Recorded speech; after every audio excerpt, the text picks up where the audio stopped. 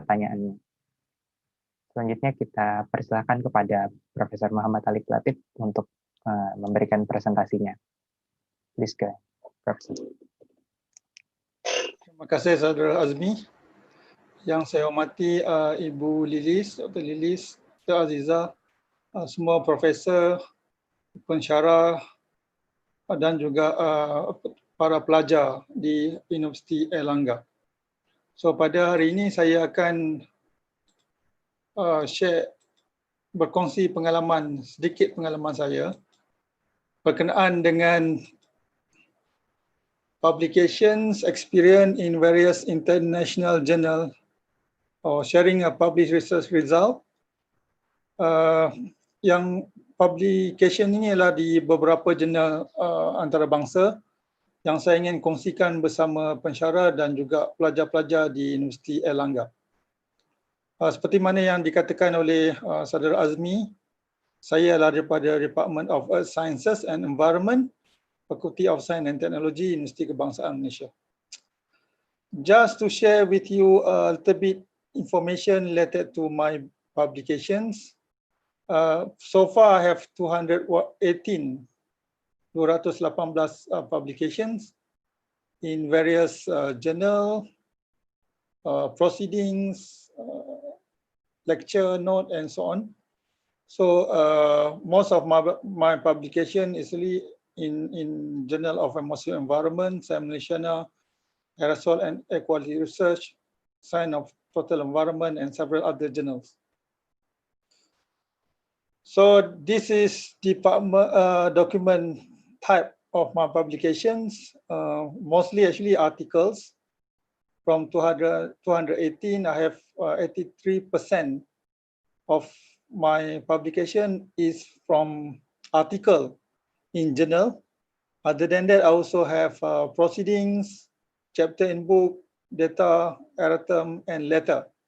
So actually, when we want to publish, not necessarily article in journal, we also can publish article as a letter, editorial, data paper, conference proceeding, and so on, to be published and to be listed in Scopus. But most of the time, researchers, we publish article journal. So this is a document by subject. Since I'm an atmospheric chemist and doing research related to environment, about 36% of my publication actually in environmental science subject. Other than that, earth and planetary, engineering, medicine, multidisciplinary, agriculture, energy, and others. So most of my publication actually in environmental science, because I'm doing research related to atmospheric chemistry and air pollution that related to environmental science. Sains sekitaran dalam bahasa Melayu. Sains persekitaran, ataupun saya rasa di Indonesia dipanggil sains lingkungan, something like that. Yeah. Yeah. So document, yes, I started my publication, I appointed as a lecturer in 1999, 1999. Before that, I'm a student, master student. And in 1999, I completed my master's. And after that, UKM appointed me as a lecturer. But after that, I went to 2002, I went to UK and to continue my PhD in environmental science, as mentioned by Saudara Azmi. And after that, I think I started to publish in Scopus Index Journal in 2004.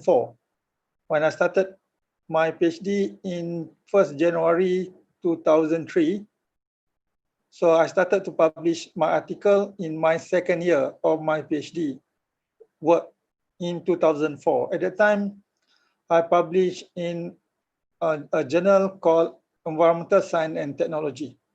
That's the starting point for me. I thought that it's very hard at that particular time, but I think it's good if when I started to publish in good journal, I'm a bit confident to publish in other journal actually. 2006, I came back to Malaysia, but at that time I'm very busy as a young lecturer. I need to prepare my lecture note and so on. So I not publish so much until 2009. I think I start to publish again, and I start to publish with my student after that until 2020. Most of my publication actually with other researchers, mostly my master and PhD student as well as my undergraduate student. So this is a journal. I think the number of publication in different journal that are published. I think the highest publication article actually in atmospheric environment. I mentioned in my first lecture, I really want to publish in this journal because I consider me as an expert of air quality and atmospheric chemistry. So I want to publish in journal related to my expertise. The first one actually is atmospheric environment. Second one, as I mentioned to Ibu Lilis and also Dr. Aziza, in our university we have Science Malaysia now, a journal that listed in Scopus in my faculty as well as Web of Science. So many of my students publish in this journal. Also my friend actually published in this journal, and they invited me to publish in this journal. I myself submitted this article to this journal. Other than that, I also publish in aerosol and air quality research, science of the total environment, air quality, atmosphere and health, environmental science and pollution research, marine pollution bulletin, bulletin of environmental contamination and toxicology, chemosphere, ecotoxicology and environmental safety, environmental monitoring and assessment, atmospheric chemistry and physics, and atmospheric research. Other journal also listed in my Scopus background. So this is the most or journal that I targeted to publish and try to publish with my student. I just want to mention the one that I color in red, actually journal related to my expertise.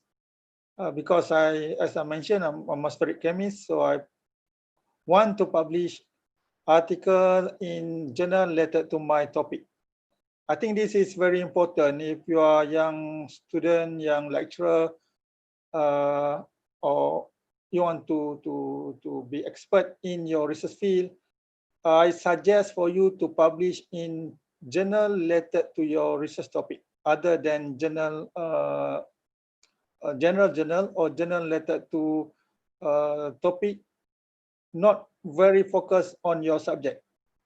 For example, I can submit my paper to a Journal of Environmental Science or Science Malaysia and so on, but you need to have article that you need to publish in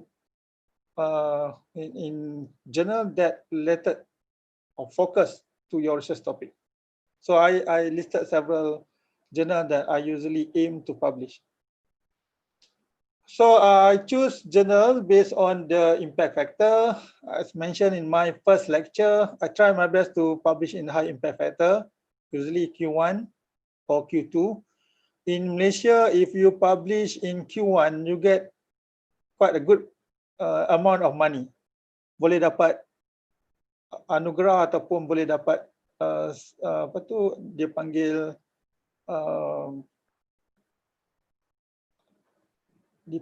diberikan wang untuk disebabkan oleh publication tersebut. High impact journal means that if you publish in good journal, they give you quite good money. In Malaysia, if you publish Q1, for example, we get 5,000 ringgit Malaysia. So this is they will include this money not to my pocket but into my research grant. So my student and I can use this money for research. So if I publish 10, for example, I get 50,000, quite good money for us to continue our research. Because this day it's very hard to get research grant. Agak sukar untuk mendapat grant untuk research di Malaysia sebabkan oleh COVID pandemic and our political condition also not very stable and so on. think the government not give us a lot of money in terms of research, but they give money to university, and the university give us money because of we publish in good journal. So other than apply for research grant, kami berusaha bersungguh-sungguh untuk memohon grant. Tetapi dalam masa yang sama, we try our best to publish in good journal, so we get quite a good money. That's money bukan not money, actually not everything, but this also give us motivations for us to publish. Other than that, I try my best to publish in good journal, because I think if we publish in good journal, we get respect, influence to others. They will cite our paper. So other researchers will read and cite our paper. I think very important for us when we want to publish, we want people to read and cite our paper. So from time to time, we always try to get this respect and influence based on our publications. So I think in Malaysia, our group try our best to disseminate our publication, our article. We want people to read. And then we also submitted our journal article to government agencies, Department of Environment, policy makers, for them to use our knowledge for their policy.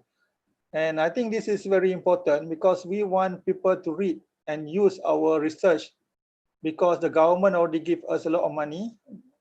We want to give back to the government for them to use our article, to get knowledge from our article. And also we want to share our experience, our knowledge to other researchers from Asia and all over the world.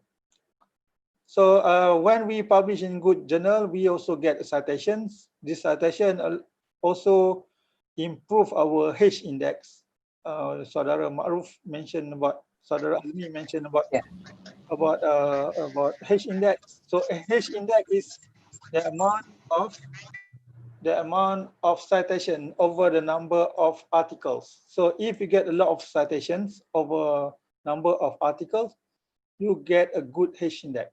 So H index is not everything, not very important, but it's one indicator, penunjuk yang baik untuk menunjukkan kesarjanaan seseorang tersebut. Expertise.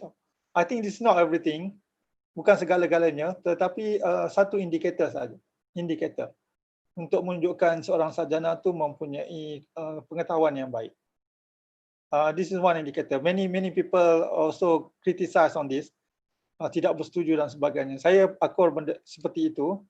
But for me, this just one indicator. If you have a good H index, means that your expertise is good.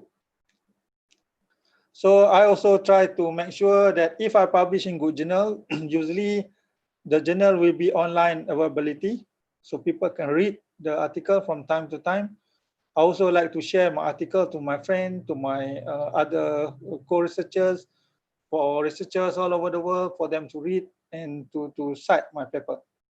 So the good journal also has a good accessibility, meaning that if you publish in good journal, for example, Scopus Index Journal, it will be listed in Scopus, in WOS, in Google Scholar, and so on. So people can get your article easily. So the most important thing, I think, why I publish in good journal, if I get a very good comment and feedback, because I think my scientific knowledge will be getting better and better, bertambah baik seterusnya, if I get a very good comment from the reviewer, of my article. So from time to time, I will always want to get comment, feedback from my reviewer of my articles. I think it's very hard to get comment freely, because everybody in academic world are very busy. Everybody are very busy. If you want to give somebody to read your paper, they will say, oh, why I want to read your paper? I'm very busy, saya sangat sibuk. But this day, people get recognitions because they become a reviewer. this day, university want their staff to be a reviewer, recognitions. And also many journal now give recognition to the reviewer as well, Pablon and so on. They give credit to the reviewer. For example, a very simple credit. If I review a paper from Elsevier journal, they give me access for 60 days for all Elsevier journal. So I can easily get access to Elsevier. Last time, my university in Indonesia pay for Elsevier journal Springer, but this day because of I think limited amount of money, they now subscribe to Elsevier and Springer journal. So if I become a reviewer for Springer, for Elsevier journal, I get access to this journal, all journal published by Elsevier. For example, now I'm editor for Sage journal. I can access all articles from Sage journal. So this one actually is a credit to the reviewer. So the reviewer actually usually give a good comment, and if you publish in good journal, I think they usually have a very good reviewer and give you a very good journal. I don't want to submit a paper and then suddenly the reviewer say, okay, your paper is good and we will accept. I don't think I get good feedback for this kind of review. I know some journal actually not even review not have very good review or reviewer. They just return back your paper and they say, okay, good. I don't think I like this kind of journal. So I want to publish in good journal because I want to get good comment, good feedback. They will correct my paper, they will give suggestions, and I can improve my research as well as my student work. This is the very important thing, the last one. So I mentioned in my first lecture, I have a target journal. For example, the one that I target usually is atmospheric environment. So if I want to publish in this journal, I need to know the aims of the journal, the scope, type of articles, readership, current hot topic, and editors and board of editors. If you want to publish this kind of journal, you need to know what is the aim of the journal, what the scope, type of article, readership, current hot topic, and editors and board of the editor. It's good for you to understand this journal, even though you don't have paper to submit yet. From time to time, you try to read article from this journal. So try to look scope of the journal, type of article they usually publish, readership, who actually read this paper from this journal, current hot topic, what they like, what topic that they publish from time to time, and editors. You can see some of the editors actually, you can see their expertise based on the name and also their topic, because it's very important. Sometimes we publish in journal that focus on environment. If you see all the editors are chemists, ahli kimia, you need to make sure that your paper is related to chemistry. Some journal actually all the editors are more towards biology, so they will publish something related to environmental biology. Okay, so if you want to publish something about environment, and then your article is not related to chemistry, you cannot submit to a journal that most of their editors or board of editors are chemists, because their thinking is more related to chemistry. So that's why I sometimes try to look at the names of the editors and try to make sure that I submit in a good journal or relevant journal to my topic. For example, atmospheric environment, last time, most of their editors are chemists, including my former supervisor, Peter Brimmelcom. Actually, his background is chemistry. So I think most paper that submitted to atmospheric environment usually related to chemistry last time. So you need to make sure who's the editor of that particular journal. Sometimes it's environment, but related to health. For example, Journal of Environmental Research, Environmental Pollution, for example. This journal is more related to environmental health, even though their topic is environmental, or the name of the journal is environmental research. But when we submit something related to chemistry, they usually, okay, reject your paper easily. Because the editor and board of the editor mostly is in environmental health. So you need to know these editors from time to time. Even though this is not very important, but I think this is relevant when you submit a paper.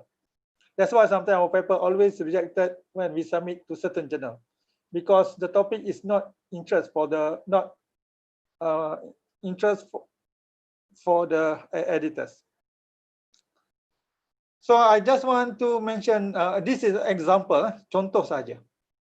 Atmospheric environment. If I want to submit to atmospheric environment, I need to look properly the website of this particular journal. So this site score is 7.6, impact factor is 4.039. For sure is Q1. So atmospheric environment, it mentioned atmospheric environment has open access mirror journal Atmospheric Environmental Act, sharing the same aim and scope, editorial team, submission system, and rigorous and peer review. Atmospheric environment is the international journal for scientific in different discipline related to, you need to read more over there. So paper, for example, and try to look at read more. This is related to scope.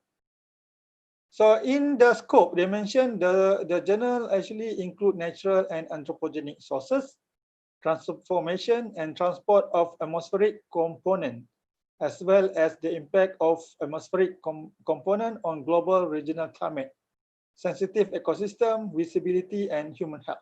So you can submit something related to environmental health in this particular journal because it mentioned human health. It mentioned about atmospheric component. When they mention about atmospheric component, you can submit something related to atmospheric composition, for example, gases, particulate matter, and so on. And they mention the impact of atmospheric component on global and regional climate. Means that you can submit a paper that relate atmospheric component with the global climate, sensitive ecosystem, visibility, mean that meteorology and human health. Atmospheric environment is specifically focused on policy relevant science, mean that you can submit paper related to atmospheric condition and policy related science that will influence regulation, management, protection, atmospheric resource, protection of ecosystem and human health. Again, it mentioned about human health as well as management, meaning that you can submit paper related to atmospheric and also management and also related to human health. Mean the scope of the paper is quite big. You can submit from the atmospheric component, composition, the impact to the global, regional, related to policy, and related to health. So you make sure this journal has a scope that you want to submit your article. They mentioned also the following manuscript will not be considered for publication. Studies new experimental method. So this is not a journal that you want to highlight the new method. No. Studies that examine emission from novel atmospheric sources but do not demonstrate how this emission impact the composition of the atmosphere. So also they don't want to studies on new emissions. Studies that examine atmospheric transport but do not directly show how to investigate transport processes. Computational studies that do not demonstrate the atmospheric relevancy and computed chemical pathway, and studies that focus on well-established or routine monitoring and modeling method to investigate air pollution issue or local interest. So this scope not related to this. If you have something related to this, you cannot submit to that particular journal. So it also mentioned, as research tools continue to advance and broaden the understanding of the impact of atmospheric component, atmospheric environment is currently encouraging additional manuscript submission in these developing areas. So they like you to submit on indoor air quality, satellite and remote sensing, human health, the use of real or semi-continuous experimental observation of the composition of the atmosphere, and the use of data science to understand sources, transformation, transport, and the impact of atmospheric component. Please note that the studies that utilize novel data science tools that focus on forecasting and do not provide insight into atmospheric sources, processes, and impact are not suitable for publication in atmospheric environment. So from this, you know that they like you to submit paper related to indoor air quality, for example, indoor air pollution, satellite and remote sensing. If you want to determine the level of air pollution in Indonesia by using satellite, means that you can determine gases, particulate matter by using satellite. There are several satellites that you can get your data. This is article suitable for atmospheric environment and human health. Sorry, human health means that if you have something on air pollution and in relation to human health, means that it is suitable to be published in atmospheric environment. So it's very important for you to read the scope of the journal from time to time. Other than that, I also want my student usually to read guide for authors. This one is very important, guide to authors. They actually will give you a guide to authors in PDF or online version. So from time to time, before you submitted your paper, you need to read the guide for authors. Okay. Based on this, you know that what format that they want you to use for paper submissions. Apa format yang kita perlukan untuk hantar artikel? What reference, type of reference, style of reference. Okay. For example, they want us to put research highlight. How to write research highlight? All of these are listed or provided in the guide to authors. So very important. If you want to submit in good journal, you need to make sure you read carefully guide for authors. Okay. So when you think that you are ready, first and very important question, are you ready to publish? When you think that you are ready to publish, you can start to write and submit your paper to journal. Means that before that, I mentioned in my first lecture, you need to have a good research, good data. After that, you put into table. And then if you think that data is publishable, suitable for publish, you can start to write your paper and publish that data to good journal. Okay, these are examples. I actually submitted this paper in 2011 and published in 2012. Variation of surface ozone concentration across the Klang Valley, Malaysia. So this is front page of article in journal usually. But when we write paper, we not write like this. Don't write paper with 2 columns and so on. Usually we need to have, or we need to follow certain format before our paper can be published. Okay, the most important thing, preparation for the manuscript, you need to make sure you try your best to follow the format. The format usually of article, I think almost all journal from Science Malaysia, even simple or low rank journal and high impact journal, they usually want you to write in Microsoft Word with a front page, and after that with article with double spacing. This is actually for the purpose of review process, where the reviewer easily can read your paper and give comment.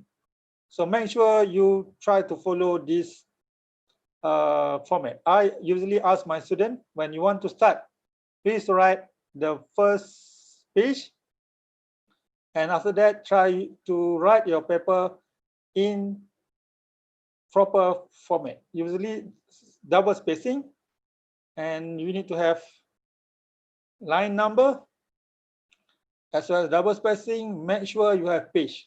Why page number is very important, line number is very important. This is to make sure the review process runs smoothly, memudahkan proses review untuk semua jurnal. Can you imagine if you don't have line number, don't have pages, page number, for example, it's very hard for the reviewer to comment, to give comment to your paper, isn't it? For example, if I'm reviewer, easily for me, okay, line 10, page 1, you need to do this and this. Okay, if you have line, but you don't have page, sometimes it's quite easy as well, but make sure you have continuous line number and page number. But for certain journal, they already include line number automatically. If they already include line number automatically, you don't have to put line number anymore. But make sure your journal, your paper actually is double spacing. It's very easy for the reviewer to read. And most of the journal want you to separate your paper, main text, with your figure and tables. Asingkan your main text and table and figures dalam file yang berbeza. Maybe for the beginning, to make sure all the co-authors understand your paper, you can combine, but when you want to submit, please separate it. Separate between your article, main text, and your tables and figures. Okay, I want to mention just one again. I want to mention about after you put your page number, you need to write your abstract and keywords.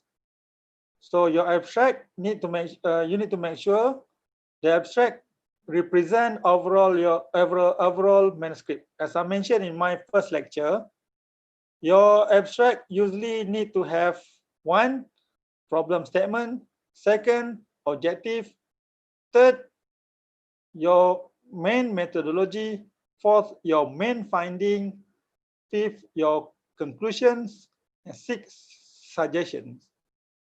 And support your main finding with your data. Okay, don't put very general statement.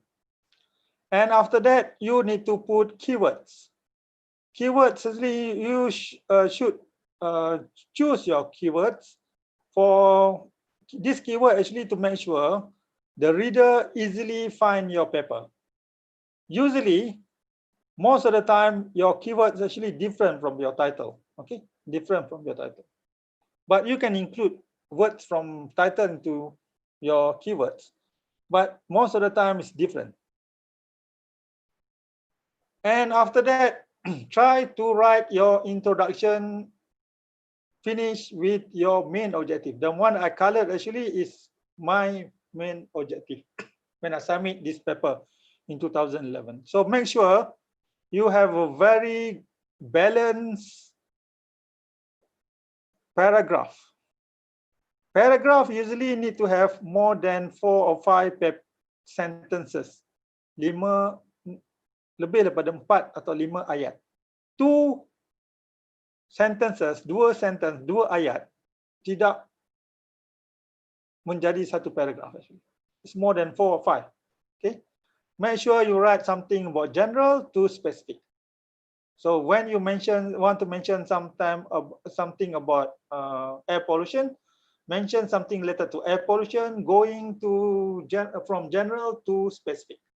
If you want to mention something related to your area, Surabaya contohnya, you need to make sure the one that you want to mention, that one is specific, isn't it? You need to make sure you write it at the end of your introductions. So start from very general information about air pollution, and then mention the intensity or the poor condition of air pollution at your place at the last part of your introduction. So make sure this is general to specific. And complete your introduction with the objective of your manuscript. Okay, you can see over here, I 1, 2, 3, 1, 2, 3, 4 paragraph. As I mentioned in my first lecture as well, please support your argument or sentences with a good references. Okay, if the sentence is very general, make sure you include more than one references. If that one is very specific, make sure you can include one. But if too general, air quality can affect the human health. Water quality is very important for human being. This one, if you include just one reference, this will indicate you not read a lot. Tidak membaca bagi editor, bagi reviewer. Kalau kita katakan sungai merupakan satu sumber penting air kepada manusia. This one is very general. Information is sangat general. Please support with more than 2 references. Okay, more than 2 references. If the one very specific, satu spesies ini hanya terdapat di Indonesia, this is very specific, you can include one.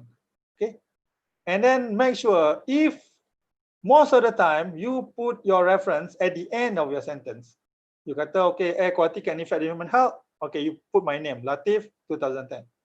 But sometimes you want to put according to, menurut, atau dalam bahasa Malaysia, menurut Latif et al. If you think that the name or the research is important, put according to. But if you think that name is not important, put your reference at the end of your sentence. Okay, sometimes I found that in one paper there's according to Ali, according to Ahmad, according to this, so many according. Okay, that one is not good for a paragraph. Okay, make sure your paragraph is balanced. If you have 2 sentences, please combine your paragraph to the other paragraph next of previous paragraph. Okay, make sure it's specific and have a very good objective. Try to explain a little bit your objective, aims, and at the end of the paragraph.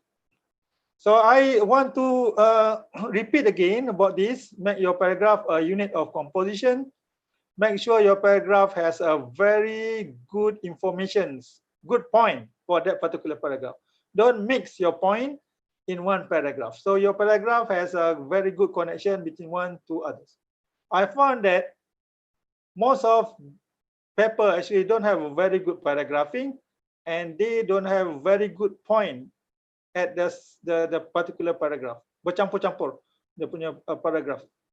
Liveness of reader to the paragraph to another. Make sure the reader understand your paragraph from one to another. And I also want to mention, please avoid to start with conjunctions to start your paragraph. Your paragraph too should be started with a leading sentence. Jangan start with therefore. Sebaliknya, I don't know, mungkin di Malaysia sebaliknya. You start your paragraph with sebaliknya. I don't know this word also used in Indonesia. Sebaliknya, I think that one is not a good leading sentence. Jangan mulakan a paragraph with a conjunction. Okay. Okay, I just want to mention, this is what I mentioned as leading sentence. That I colored in yellow is a leading sentence. Okay, surface ozone.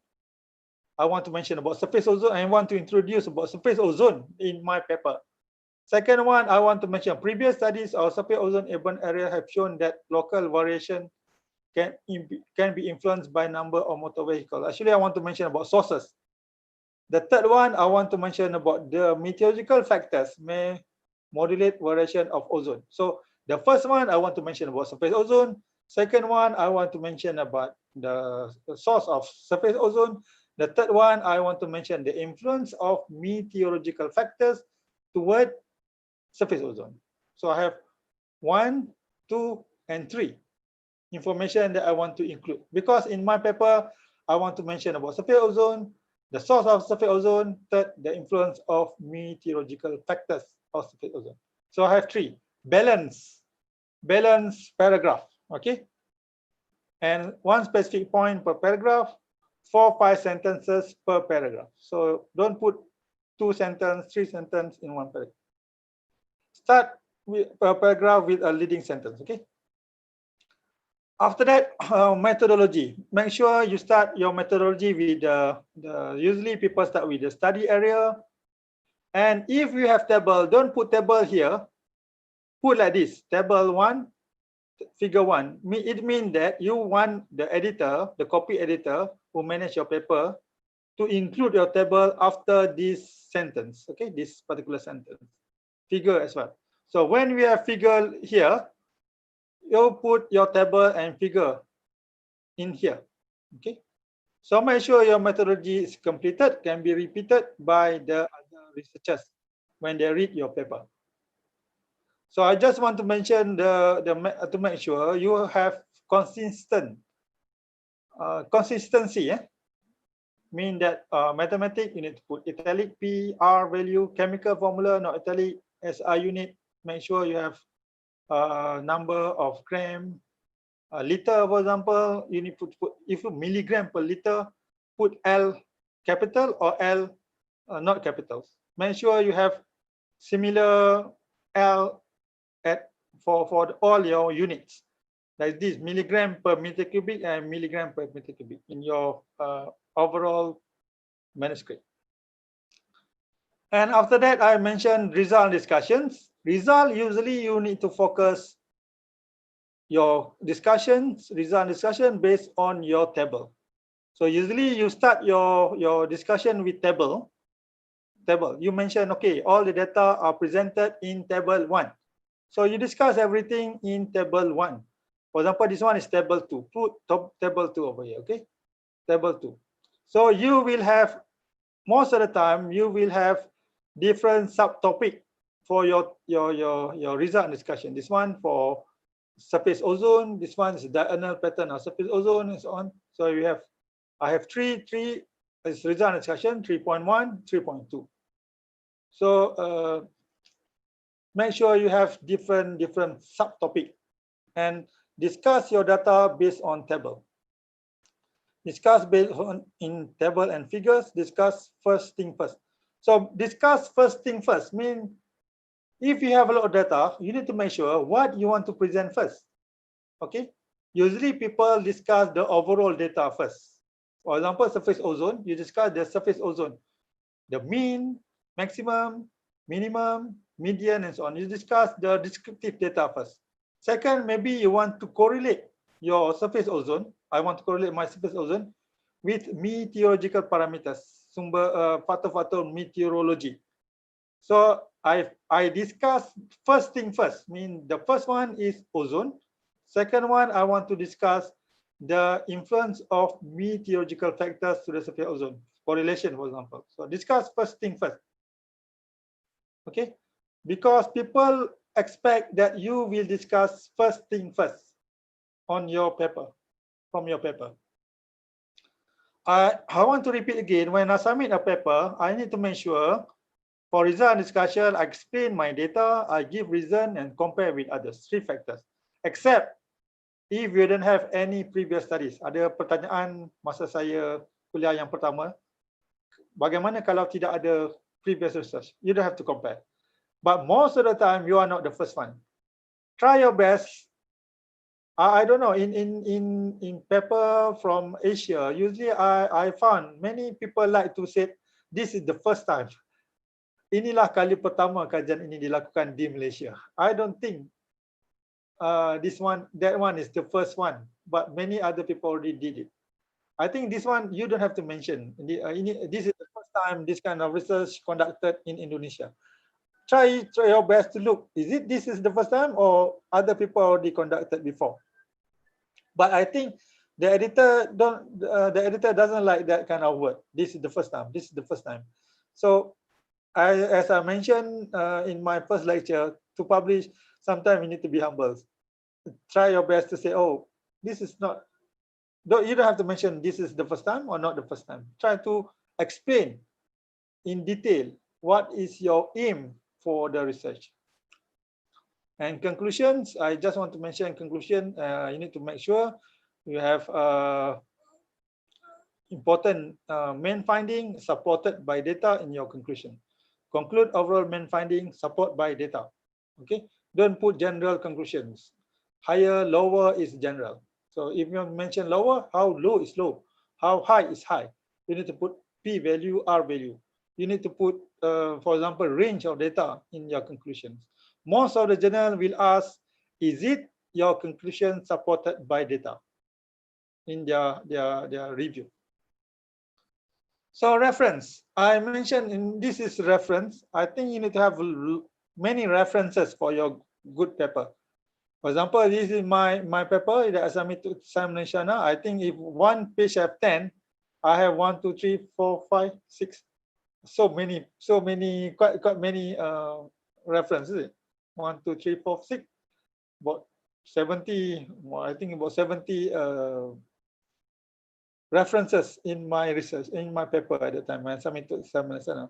This actually is a good indicator that you have a good reference.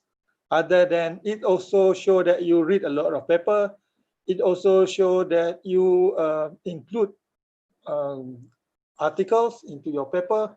Make sure you include paper, a recent paper that publish the same topic. Make sure you include the highest or the most cited paper from this topic. So I usually will classify my references based on the recent paper in the same topic and the highest cited paper in that topic.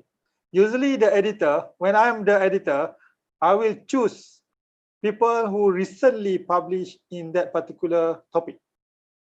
And also the highest not necessarily, it's very hard sometimes because maybe the highest published in 1990s, maybe the main researcher is not even active anymore, but the recent one, they usually very active.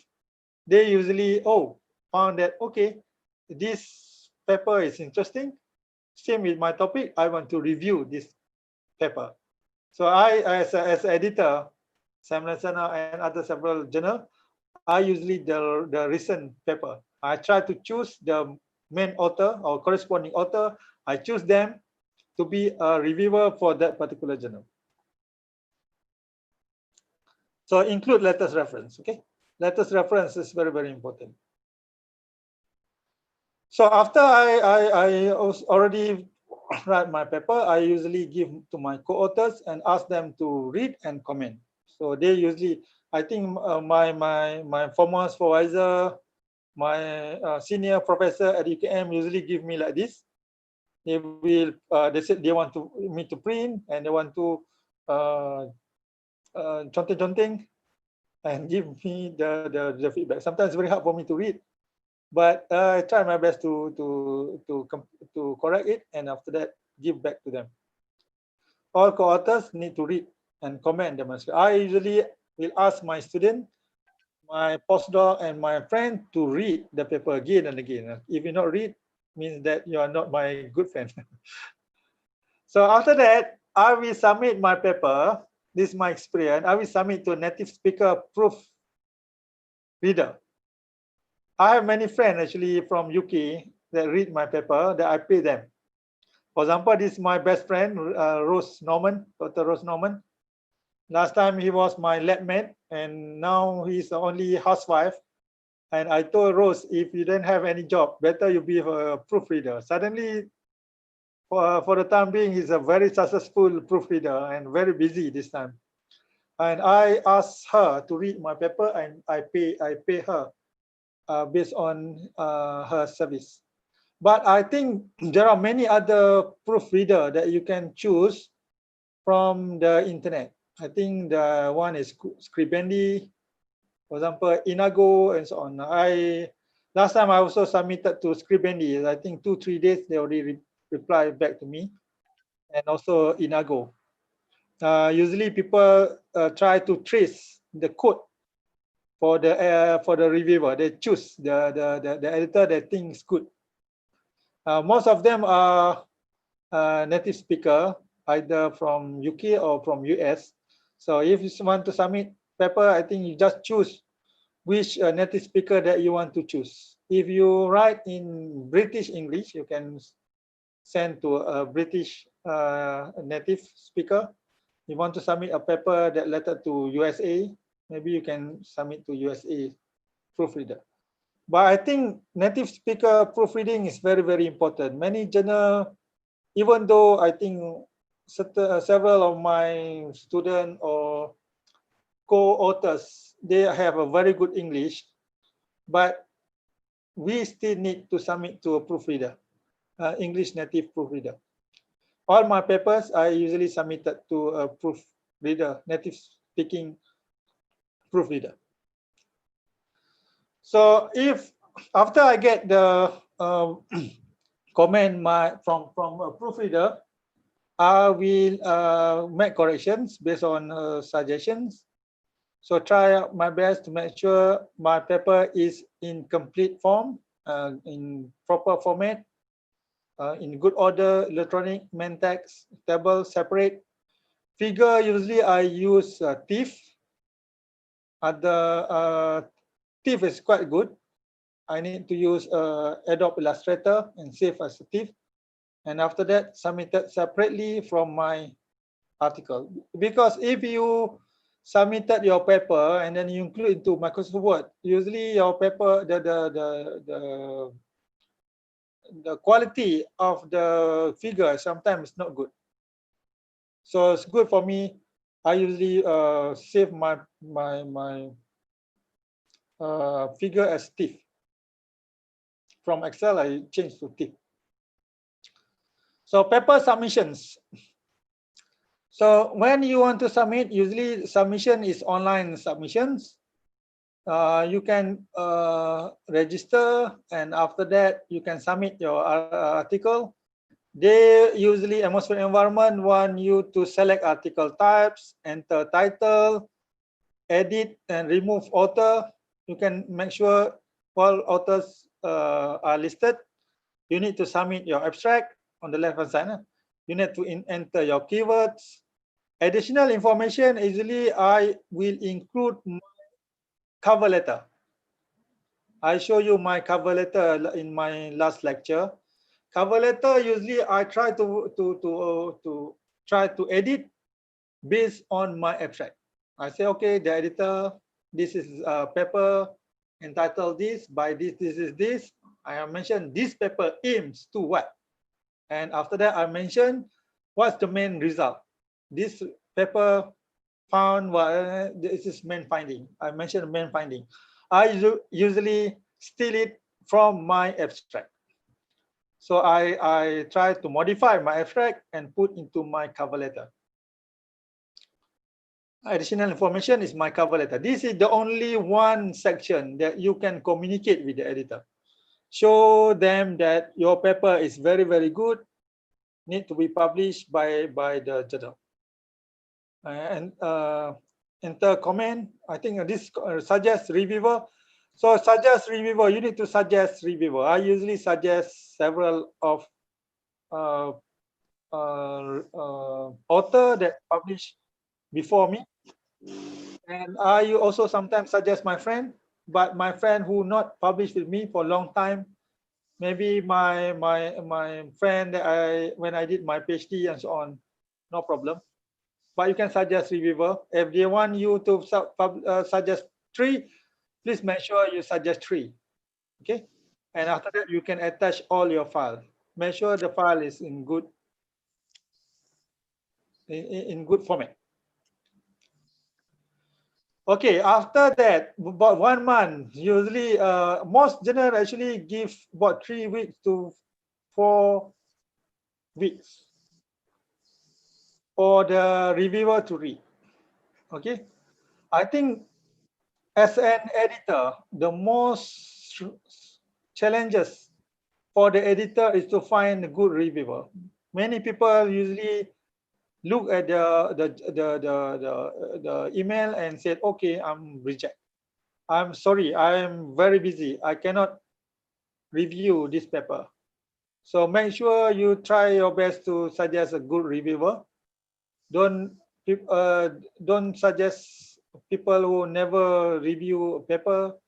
And usually people who are publish many papers, they want to review to get also knowledge from this review process. So after 1 month, if your paper accepted, the journal will respond to you. Sorry. They will give you comment.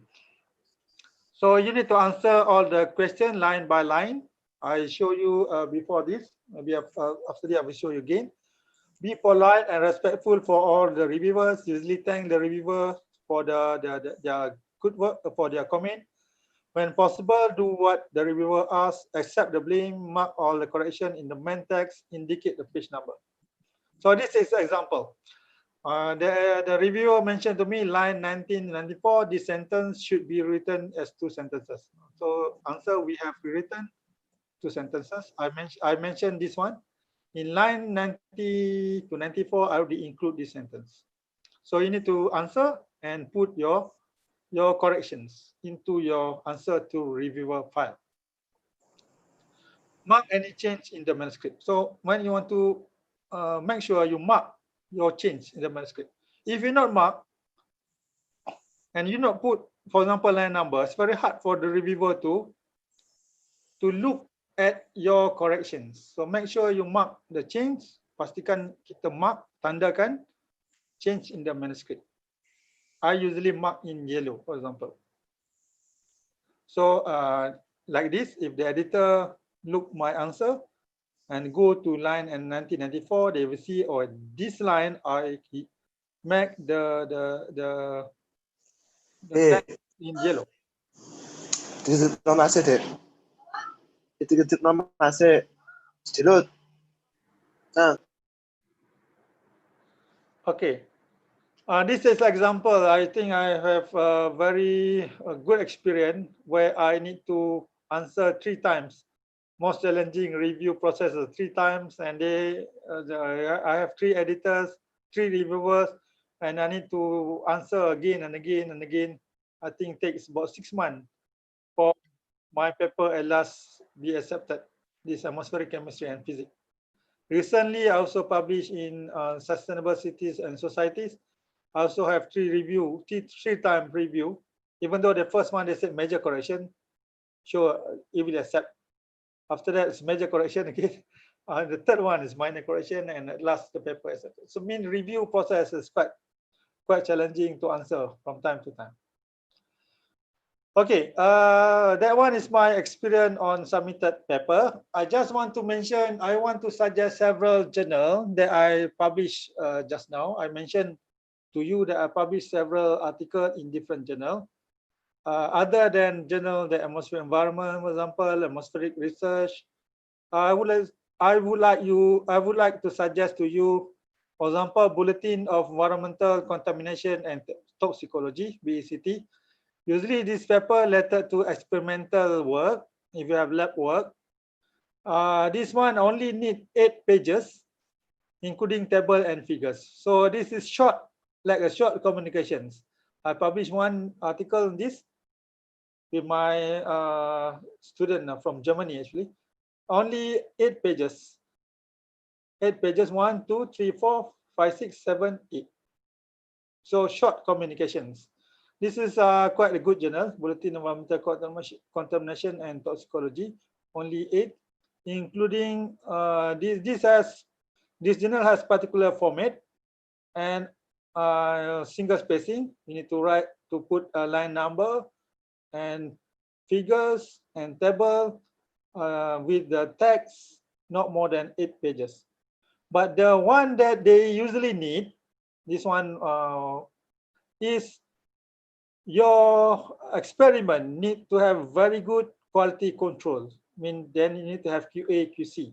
If you are doing something related to chemistry, like me, composition determination, you need to have a good QA, QC for your instrument, as well as your This one is information related to QA/QC. QA/QC. So you need to make sure you have a very good QA/QC for this kind of paper. For example, percentage of recovery. This one is very important. So for QA/QC, for the compositions.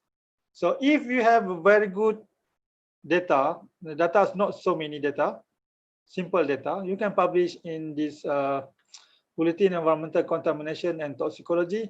But the only thing that you need to focus other than your result is your QA/QC. For example, recovery, percentage of recovery. You need to know about the instrument detection limit, for example, all this, and how you make sure you have a very good experimental analysis. All of this will be looked by the editor. So this one is not so hard to publish, but you need to make sure you have very good quality control. They want to look at your data. So only 8 pages. BECT editor usually focus on quality control and quality assurance. So this is an example. The priorities 99 and everything about the is rinsing repeated 3 times. So this one is very important.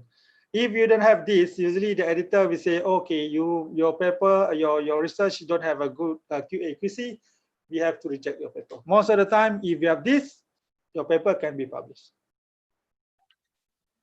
Other journal on air quality research is, I think, is quite not too hard to publish, is Air Quality, Atmosphere and Health.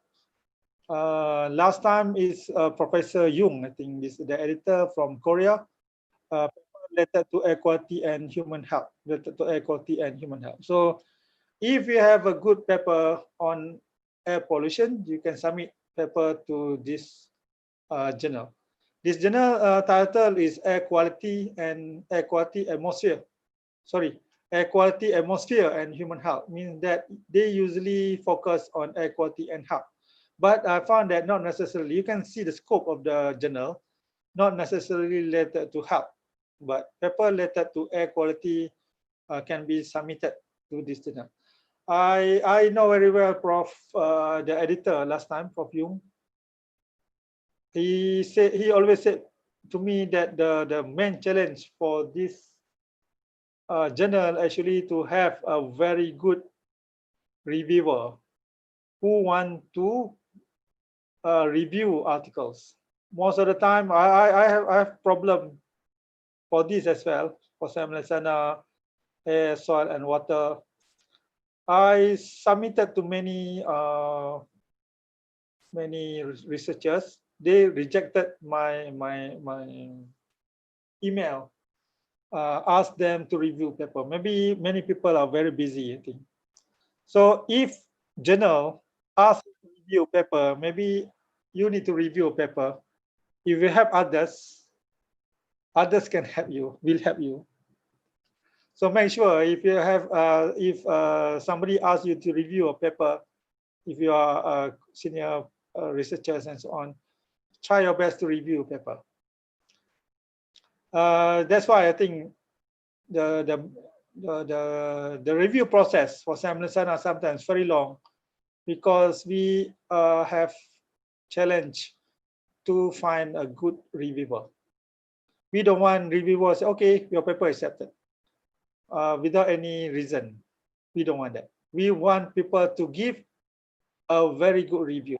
Many journals actually, after your review, if you are a reviewer, they will rank you good or moderate or not good or poor review.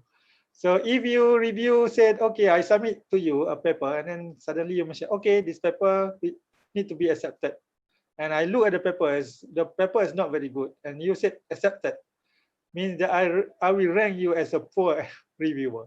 So I think it's not good as well, because your name will be in the system. When you submit a paper, the editor easily can see your review process as well. Sometimes the editor also want to look at the record of you accept to be a reviewer. That's why I read one of the article from the reviewer from Elsevier. They said one of factor that I give chance for a paper to be reviewed is to look at the reviewer willingness to review my journal paper. So I think it's very good if you can review a paper from certain journal, because everything is in the system. And try to give a very good review. Don't just say accepted, even though that one is your friend. Okay, air quality. This is journal. I submitted quite a lot of paper to this journal. I found it's quite not too hard for me, not too hard compared to when I want to publish in ACP, for example, atmospheric chemistry and physics. Atmospheric chemistry and physics actually belong to EGU, European Geoscience Union. I need to pay quite a lot of money, about 10,000 ringgit at the time. But at that time, I have a research grant. I can pay about 10,000 ringgit, 10,000 ringgit, 10,000 ringgit Malaysia. But when I published that, I think many people read my paper. When I went to conference, people said, "Oh, I saw your paper in ACP, atmospheric chemistry and physics." And many researchers from UK or from Europe, they usually publish in ACP. So when I publish in this journal, I can mix with them, and they know me because of my publications. And air quality, atmosphere, and health. And that's why I think from my publications, I get a lot of invitations for research grant from Europe, and sometimes people want to come to Malaysia. They try to find me because of my publication. Air quality, atmosphere, and health. As I mentioned just now, I publish quite a lot in air quality, atmosphere, and health, other than atmospheric environment. So this is 9 paper that I published. I think recently one of my student, number 7, still article in press. I think it's not too hard, and you can to publish in this journal, air quality, atmosphere, and health. So this journal actually based in Korea. I think that's all for my talk. I think Ibu Aziza want me to show a paper, Ibu?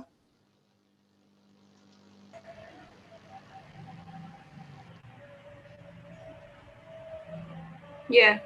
Yeah. I try to. think from Prof Talib. Yeah. I try to. Yeah.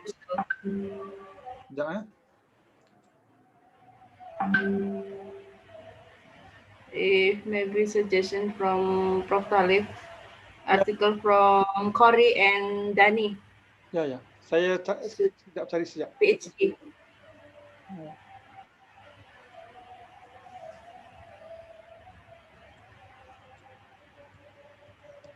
Saya tunjukkan paper yang ni, kalau saya boleh.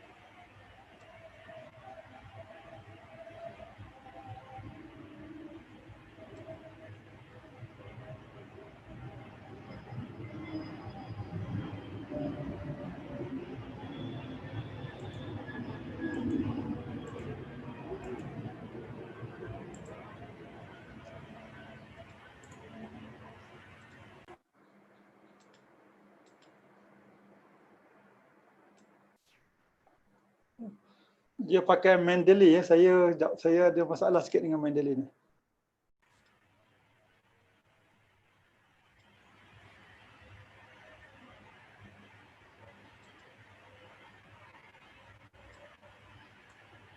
Oh, dia nampak juga yang ni lah.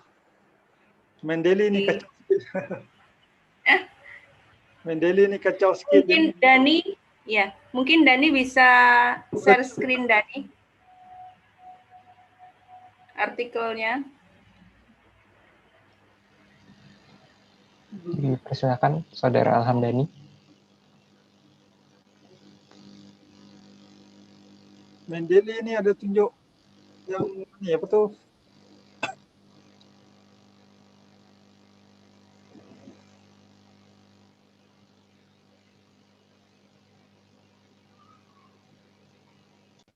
Excuse me, Prof. Stop share. Boleh ni tak? Boleh. Okay. Sorry. Yang untuk ni saya share dulu dengan Ibu Azizah.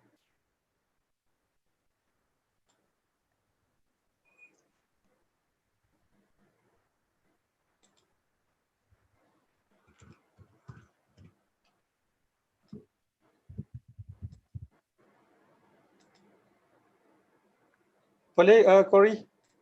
Bang Cory? Kepada Boleh. Ibu Kori. Ya, Cory. saya share. Yang saya hantar tu boleh tak share? Okay, I'll share my revision. Dipersilakan Bu. I'll share my revision or you will share Can you share your revision? Yeah, my revision. Okay. I send to you. Okay. Your revision or my revision now? I have been revised some. The one that I sent to you. Can you? Okay.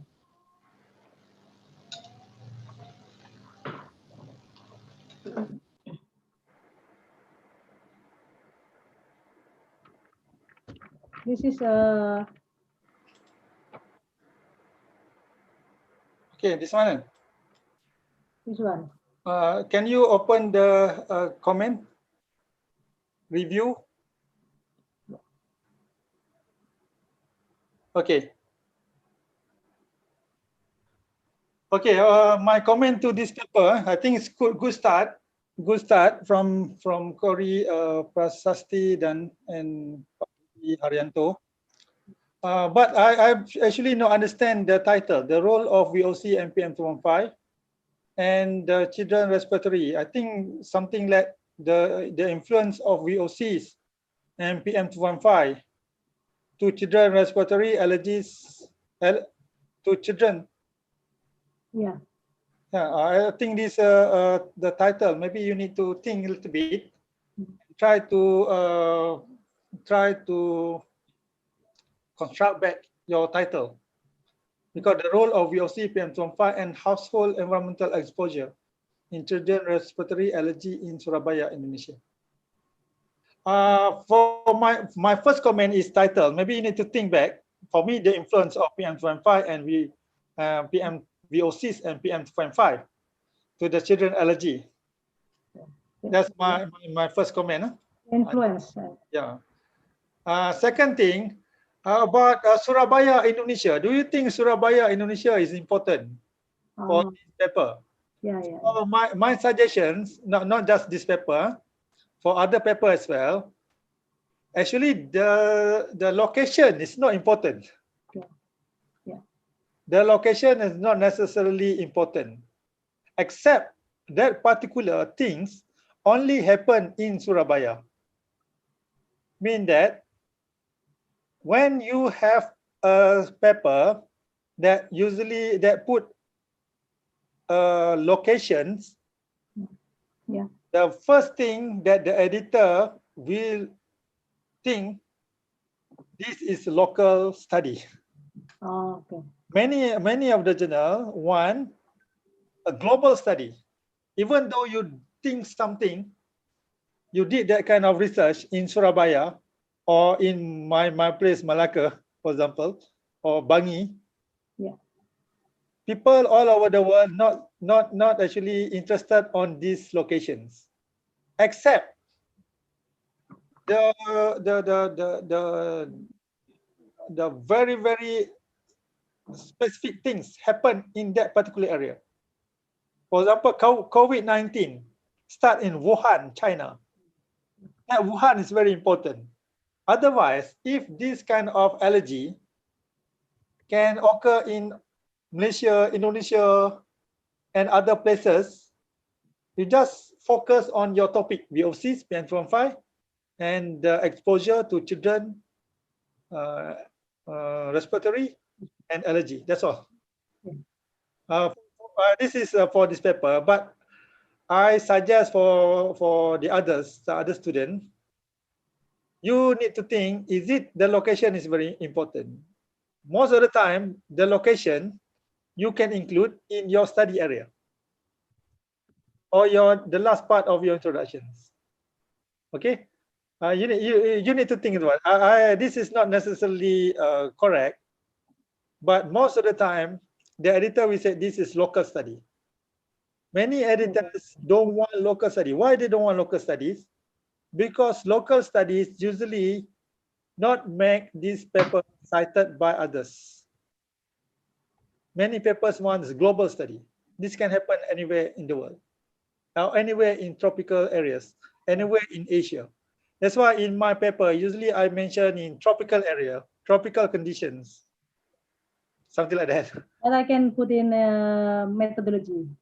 Yeah, you can put Surabaya. You can explain a little bit your study area in Surabaya, Indonesia. Yeah, I see. That's my okay. Second things, that my comment to the title. Okay. Yes. It's really correct. Yeah.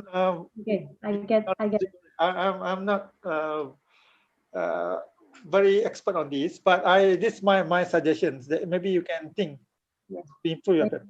Yeah, Second thing I want to comment about the abstract. The abstract, okay. I mentioned to all of you many times, abstract you need to have usually. This is not necessarily correct. This is most of the time people will put problem statement, main objective, main methodology, main finding, and conclusions in the abstract. Okay, most of the time. So over the last decade, the prevalence of respiratory allergy disease in Indonesia children have reported increase, particularly in Surabaya. Okay, few studies confirm indoor environmental quality as a determinant factor. I think this is good for that one. The first one is problem statement. Okay, this research aimed to assess the association between air concentration altered organic compound, particulate matter, with aerodynamic less than 2.5 home environment exposure and respiratory allergic among children in Surabaya, Indonesia. I think that one is good aims.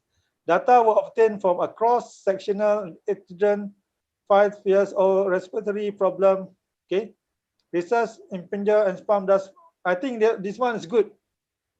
And you mentioned a little bit this one you already improved, isn't it? Yes, I've it.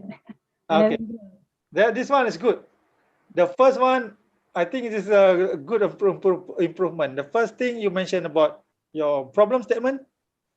Second thing you mentioned about aim. Third thing you mentioned about data where you get. After that, you show us your result supported by data. And at last, you have suggestions, conclusion suggestions.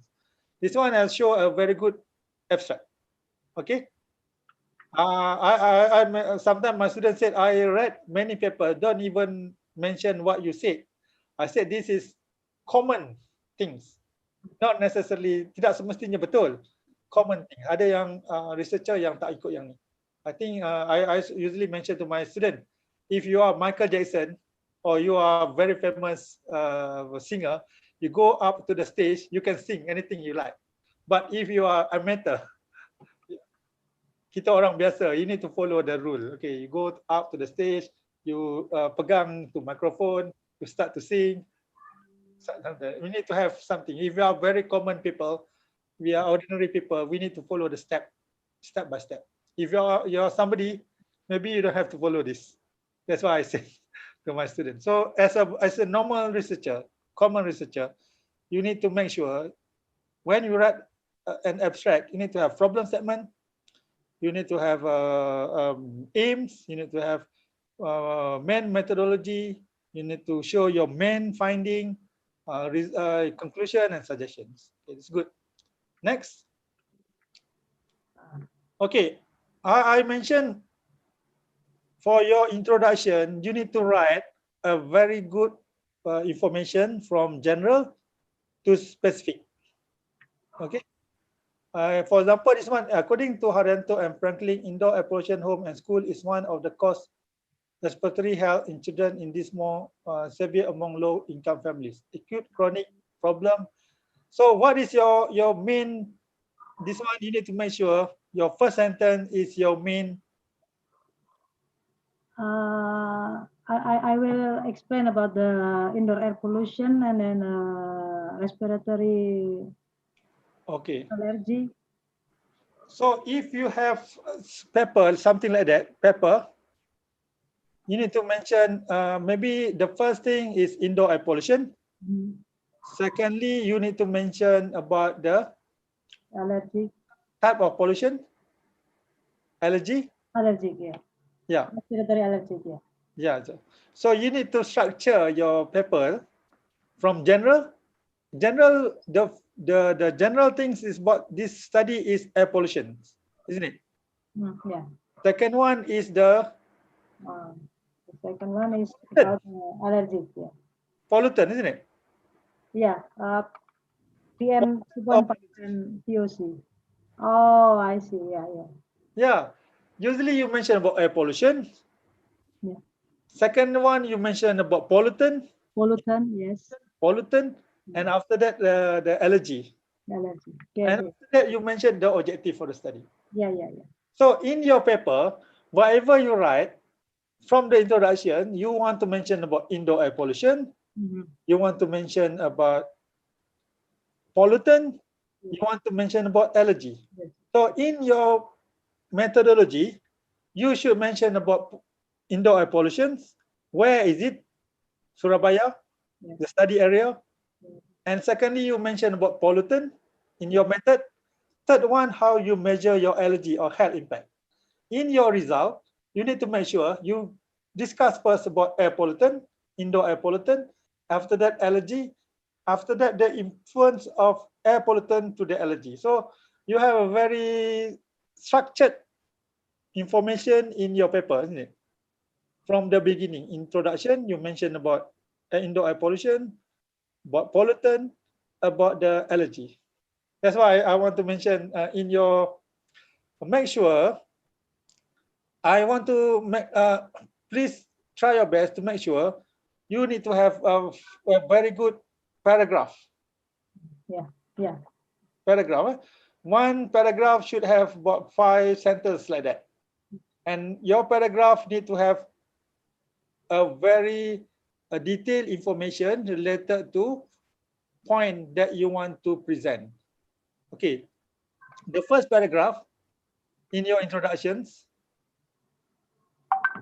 according to Haryanto and Flynn, indoor air pollution, income and school are the cause respiratory health. This one, acute allergic rhinitis is among more significant health indoor environment children across the globe, with the prevalence of self-reported allergies rhinitis has been estimated. I afraid that you include different information in one paragraph in this sentence. You should mention indoor air pollution, pollutant, and after that, how this indoor air pollutant affect the allergy. Okay, I'll structure again. Okay, that's my comment lah.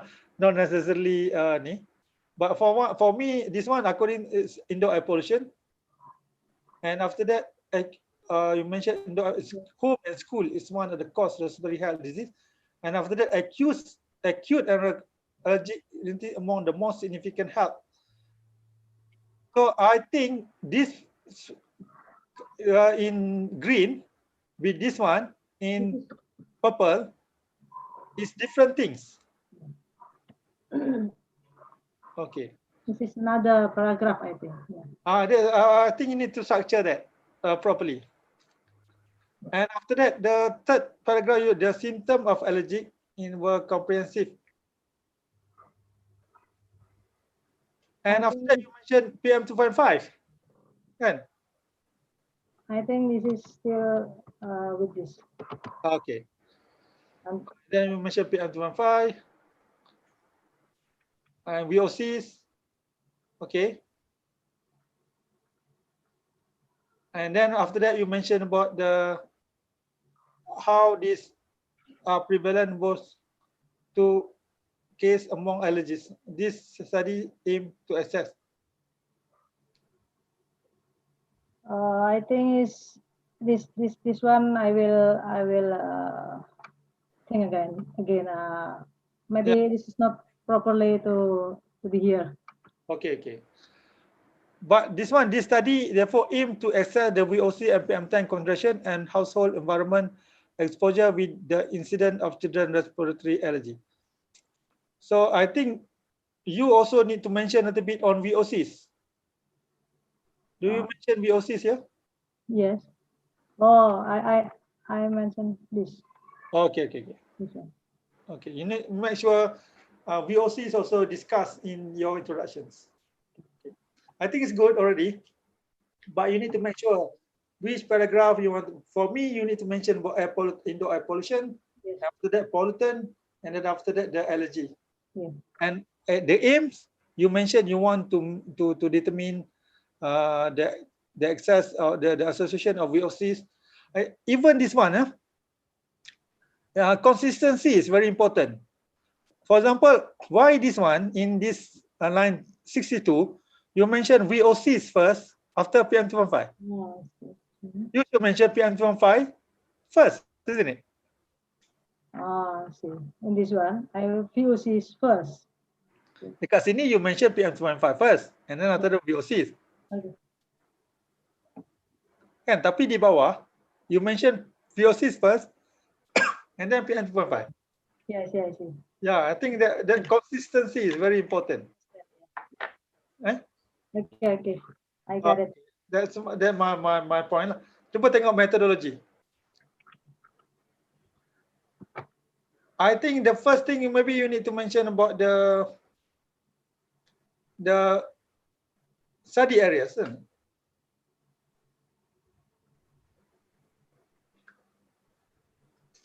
Yeah, mention about study areas, and good you mentioned about the time.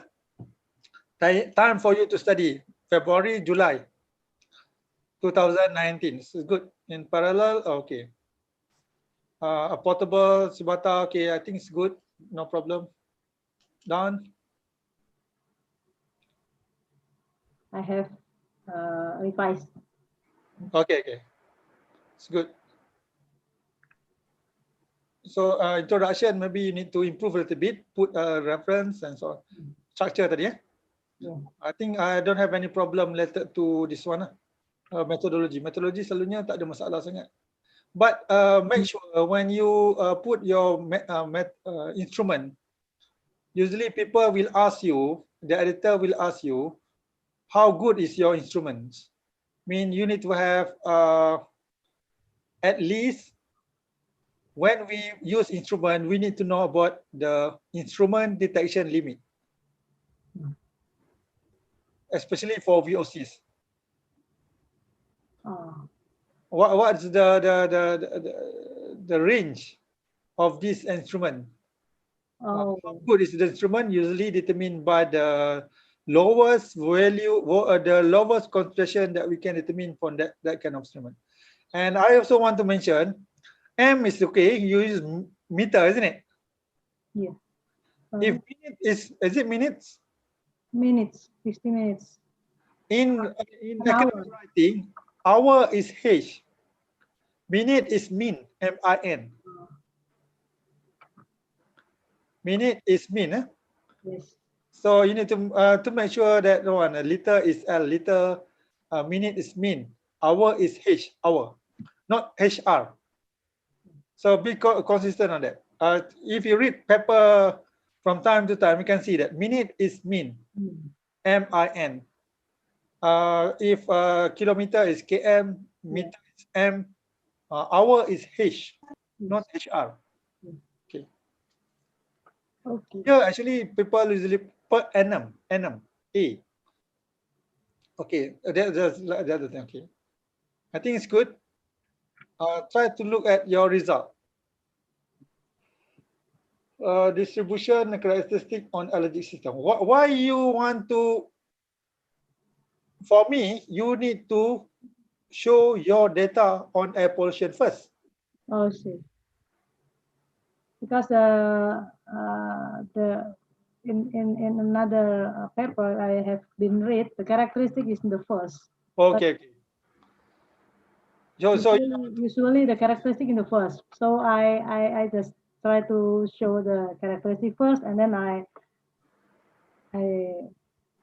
put my indoor air quality in the second.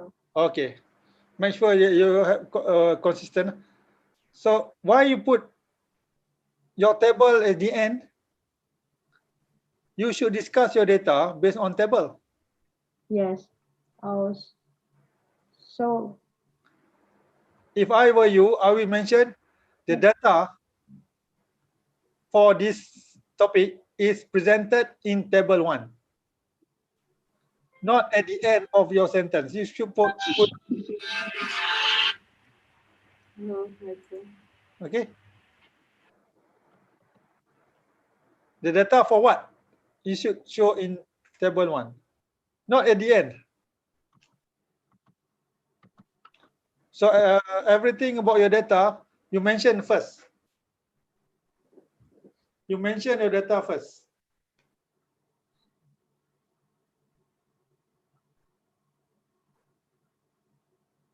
Okay. The data for what? We mentioned table 1. Okay. Not data for. Okay. Next. I think this one, the topic is so long, too quite long. Association of window PM concept that selected resident with. Can you summarize this? Association of VOC and PM10 to respiratory allergy system. Don't need to put association of indoor VOCs. You can put association of VOCs and PM2.5 because people know that you determine indoor with respiratory allergy system. No need to put PM concentrations because you know PM is something like that. Okay.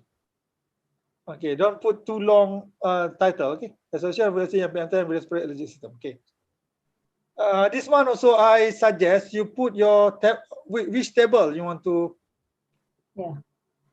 At first you put your table. Means that table 2 first. Means that you can see the data for this is presented in table 2. Then it's like the average concentration of toluene. I also suggest if you put information on toluene and so on in your result, you actually need to indicate the toluene or letter VOCs into your introductions. Introduction. Yeah. In introduction, you just mention VOCs. Yeah. And then suddenly in your result discussion, read, oh, this is toluene. Okay. She never mentioned this in your introduction. Yeah. Okay. Whatever actually coming, that's why I said that we usually write our introduction last. Because whatever we discuss in our result, we should indicate the information in our introductions.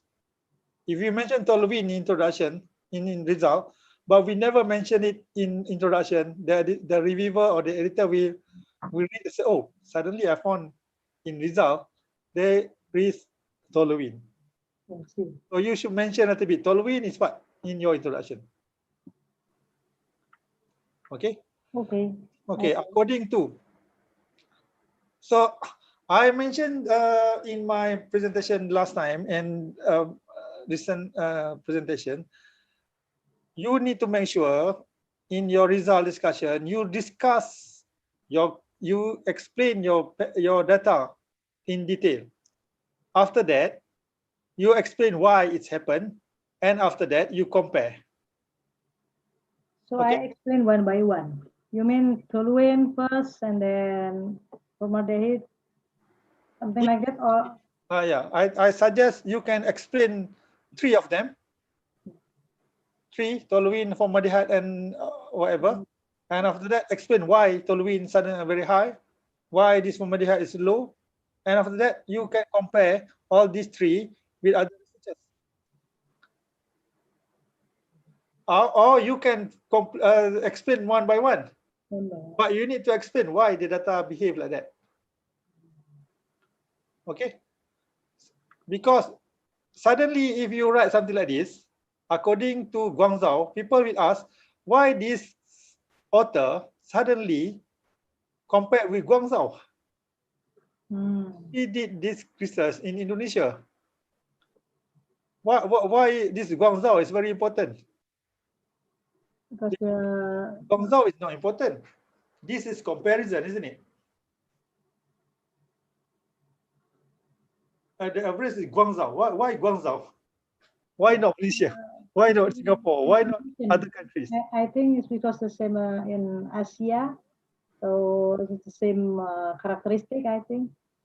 Yeah, this is a type of comparison. Maybe you need to start your sentence here with comparison with other research in Guangzhou. Because I mentioned this is, you mentioned according to do, means that do is very important. Oh, I see. I mentioned two types of references, isn't it? One, you write a sentence, and then after that you put at the end. But this one, according to do, I mean do study is very, very important.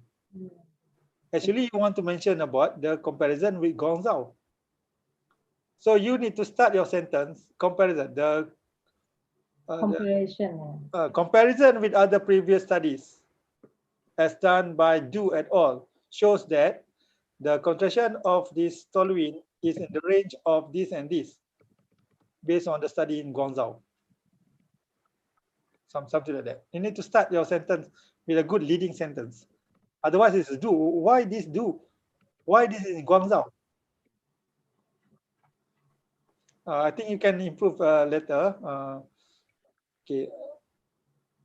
Okay.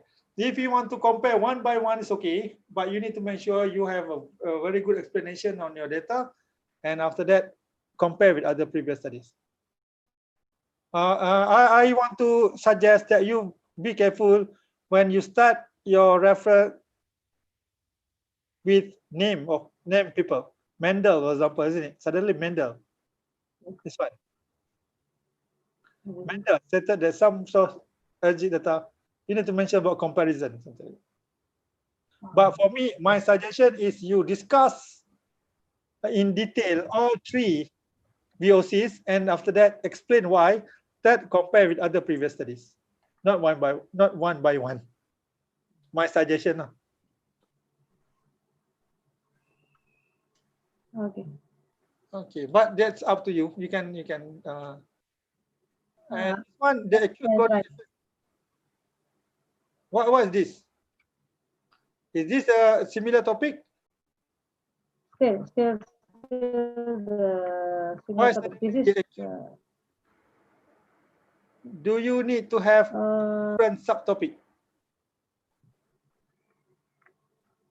I think I explain about the VOC and PM 2.5 first, and then the association with the respiratory allergic symptoms. So I think this is still the same topic about the association with the VOC, formaldehyde, and allergy, like this formaldehyde exposure. Blah, blah, blah, blah. Okay. It is relevant. And I asked you the acute and chronic effect. Is it the same topic? Yeah. Okay. Yeah, this is the same topic with this. Oh. Okay, if the same topic, you can put in the same subtopic. Subtopic. Yeah. Oh.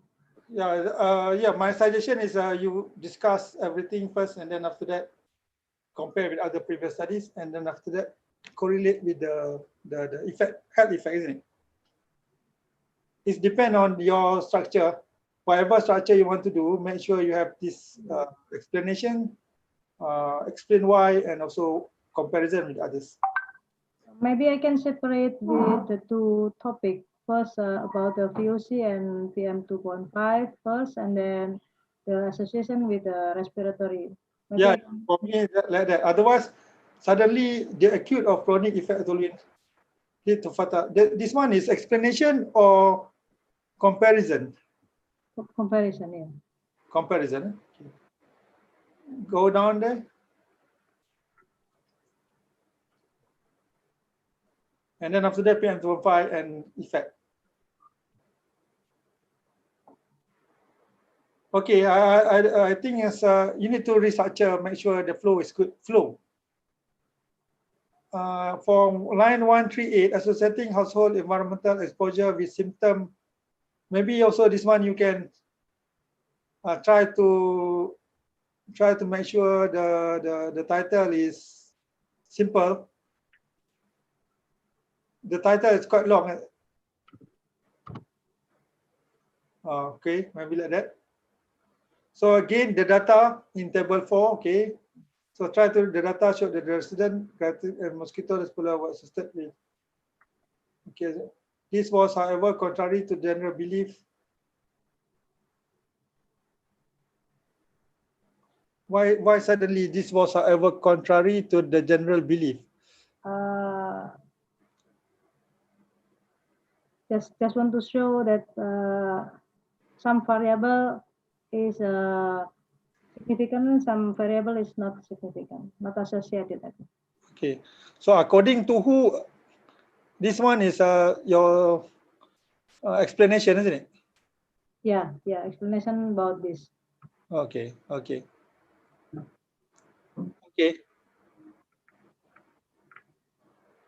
And conclusions. Just one paragraph. Yes. I think this one, what I mentioned is general conclusions. You need to put your main finding. Your conclusion does not cover overall research. For me, fine. The flow of information between introduction, methodology, and result are not. The paper reported investigation basis Surabaya, Indonesia. In conclusion, this study highlighted that formaldehyde, resident characteristic, and mosquito dispeller were associated with respiratory allergic symptom in children.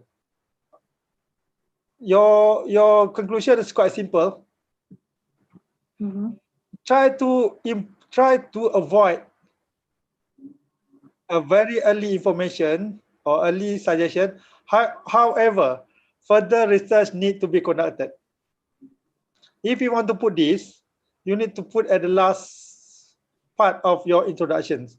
So this one you need to include your main finding, the data, information. This one is, for me, it's quite too simple. Yeah. You need to include your main finding. And my supervisor always told me, please try your best not to put further research need to be conducted in your conclusions.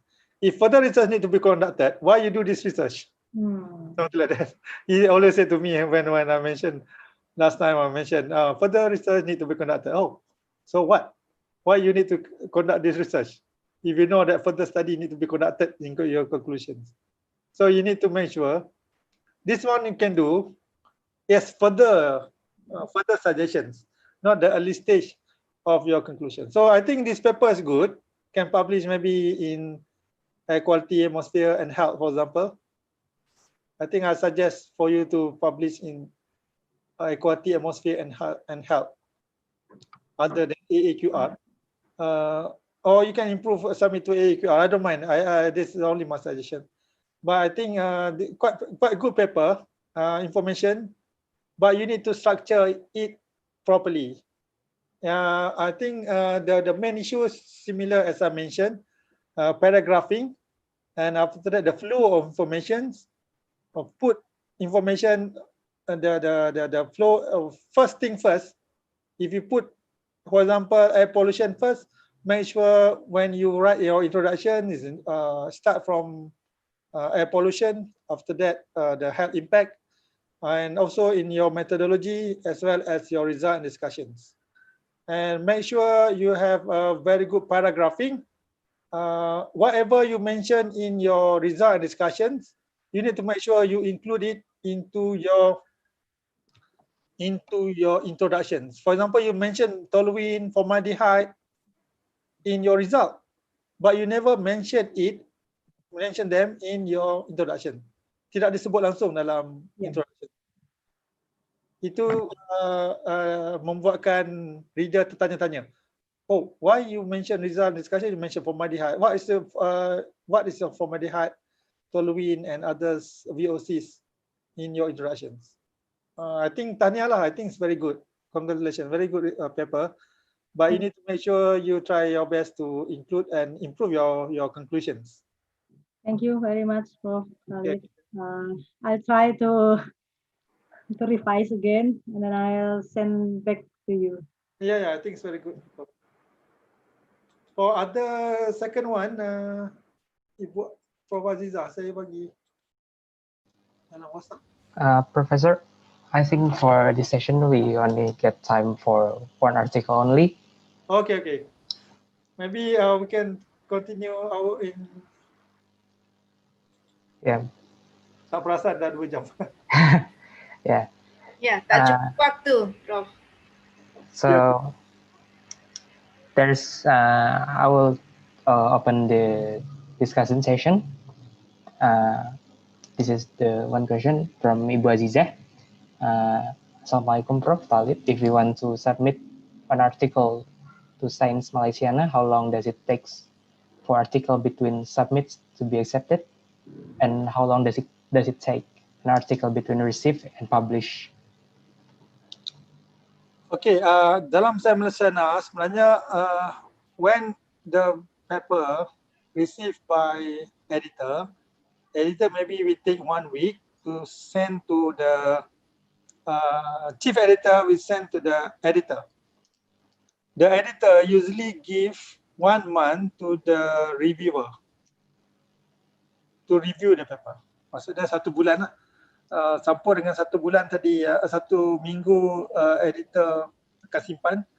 I think about 1 bulan setengah. Tetapi isu yang utama, the main problem I mentioned just now, sometimes we don't have reviewer.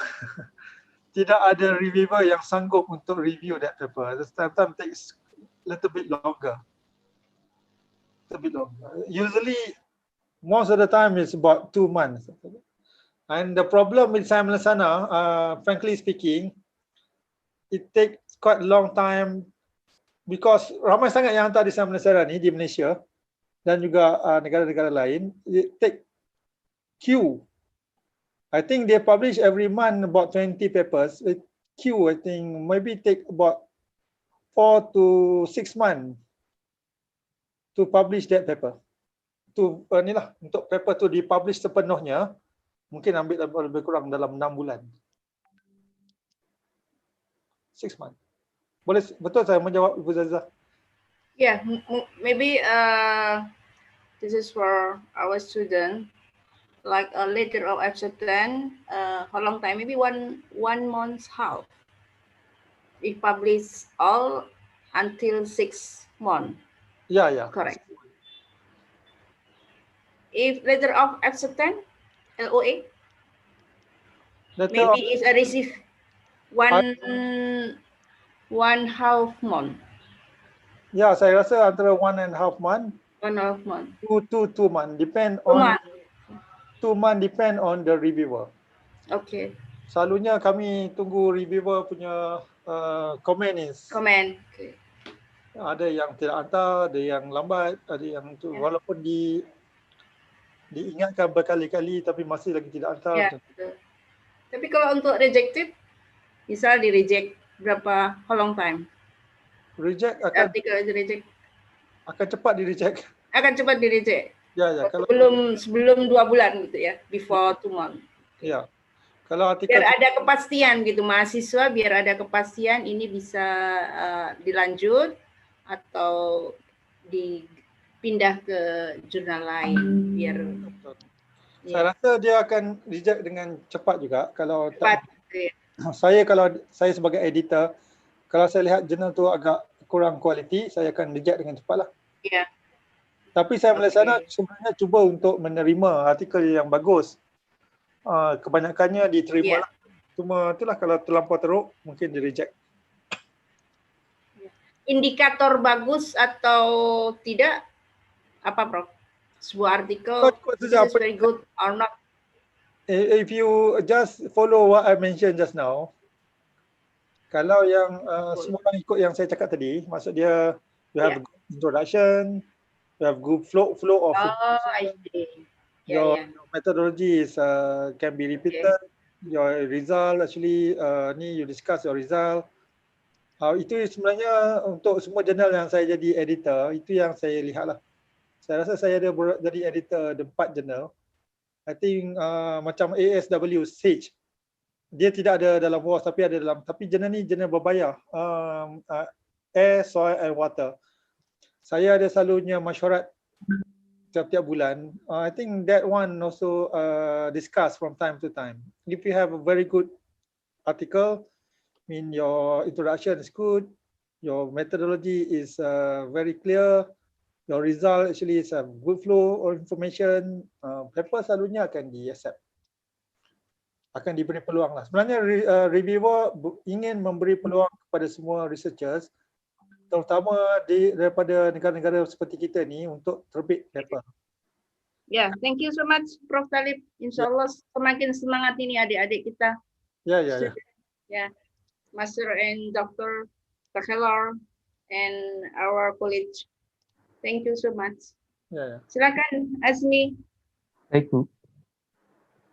Oke, dengan ini saya bisa simpulkan untuk materi hari ini. Dari pengalamannya beliau saat kita memilih jurnal, kita harus memperhatikan impact faktor jurnal yang tinggi. Reputasinya, kemungkinan besar artikel kita untuk disitasi, kemudahan akses, dan juga reviewer yang bagus.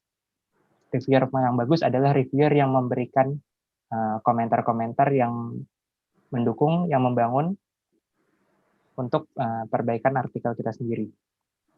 Dalam pemilihan target jurnal, kita harus memperhatikan scope dari jurnal tersebut. Apakah jurnal tersebut akan menerima topik dari artikel kita atau tidak. Dalam persiapannya, sangat utama sekali kita harus mengikuti guideline-nya atau formatnya.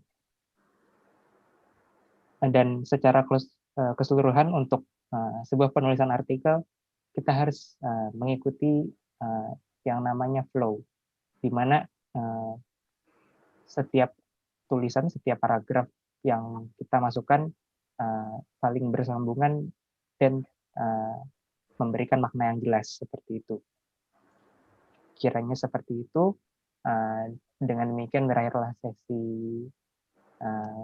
kuliah kita pada hari ini. Saya selaku moderator mengucapkan terima kasih atas partisipasi peserta dan mohon maaf jika selama berlangsungnya pemaparan materi terdapat kesalahan baik di kala atau berkata yang sengaja maupun tidak sengaja. Kita berikan aplaus kepada Profesor Muhammad Talib bin Latif. Selanjutnya kita kembalikan pada MC. Silakan. Terima kasih. Baik, terima kasih kepada Muhammad Asmi Ma'ruf SKM yang telah memandu materi diskusi dan tanya jawab. Kepada para peserta kuliah tamu yang ingin mendapatkan sertifikat dan materi dimohon untuk mengisi evaluation form setelah acara ini berakhir.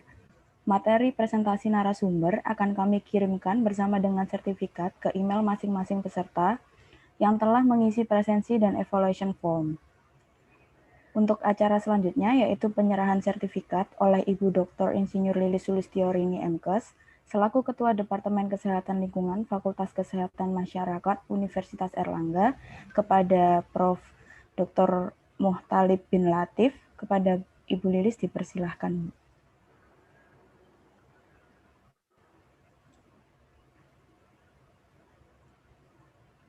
Mohon maaf Bu Lilis, mikrofon. Mic-nya belum open.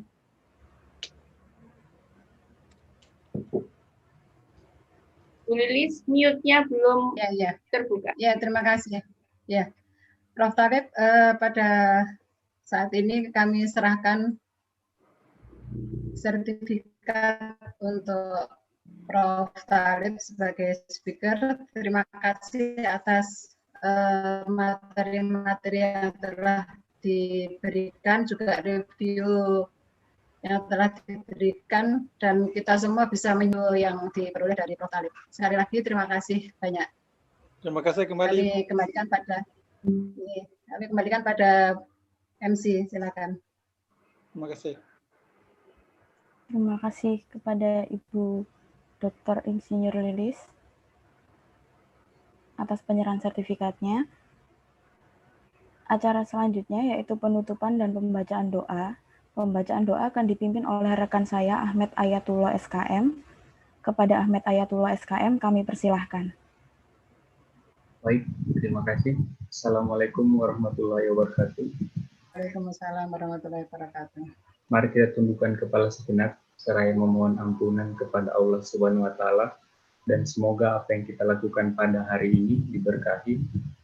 Kita tutup kegiatan hari ini dengan istighfar dan doa kafaratul majelis. Astagfirullah, astagfirullah, astagfirullah. Subhanakallahumma wa bihamdik, asyhadu an la ilaha illa anta, astaghfiruka wa atubu ilaik. Terima kasih kepada Ahmed Ayatullah SKM.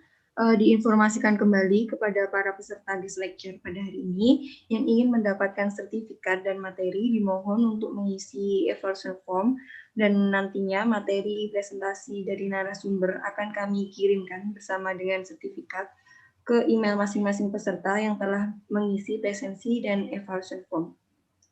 Alhamdulillah kita telah sampai di penghujung acara. Terima kasih kami ucapkan kepada narasumber, moderator, serta semua para peserta yang telah menyimak acara ini mulai dari awal hingga akhir. Semoga ilmu yang didapat pada hari ini berguna dan dapat kita aplikasikan. Sebelum kami tutup, kepada panitia dan narasumber, mohon kesediaannya untuk sesi foto bersama sebagai dokumentasi acara. Dan dimohon untuk segera mengambil posisi untuk foto kepada rekan yang bertugas. Kami persilahkan.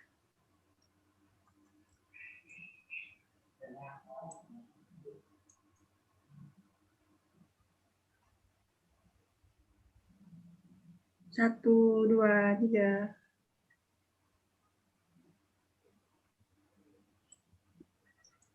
Terima kasih.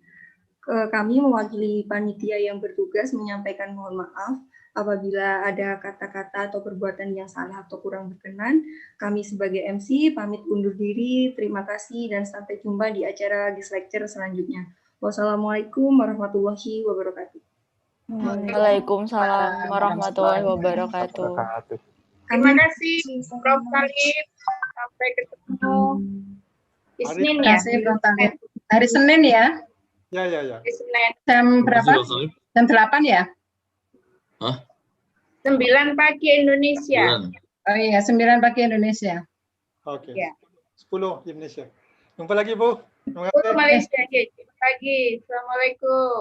Waalaikumsalam. Salam. Terima kasih. Terima kasih semuanya, panitia, Bapak Ibu dosen, mahasiswa semuanya. Terima kasih. Selamat sore, Bu Aziza. Amin. Live ya. Baik, Bu. Ya, live ya. Iya, Bu. Ditunggu ya, panitia nungguin nih. Iya, Bu, 10 menit. Iya. Oh, 10 menit ya. Oh, nunggu isian ya, nunggu form ya.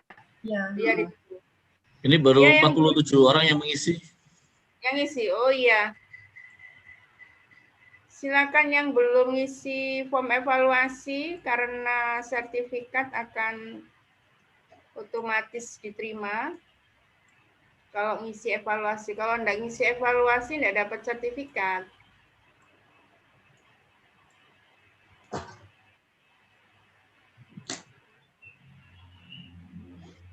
Ini sertifikat alhamdulillah sudah terkirim ke 17 orang. Alhamdulillah.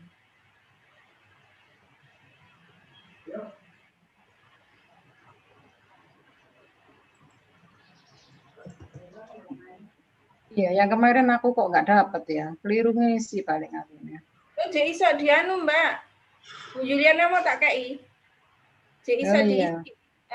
Pakai itu tadi. Masih bisa tak uji coba tadi? Halo, ngisi yang link ininya Bu ya? Iya, linknya Prof Talib yang pertama sama Prof Yuli. Prof apa Nurmala. Oh, belum dimatikan ya.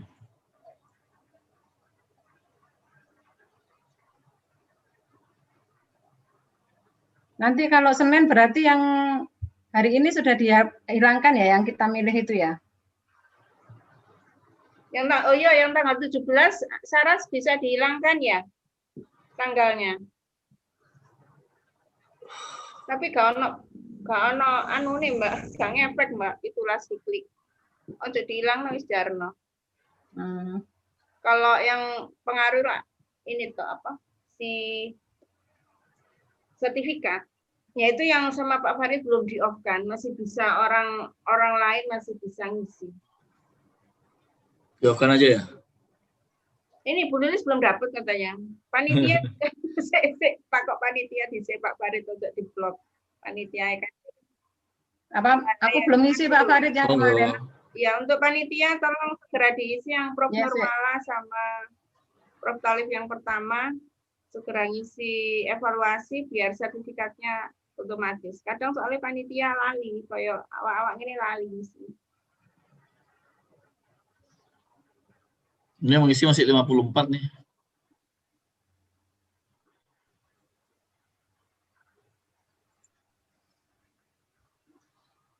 Prof Mukona apa ngisi ya?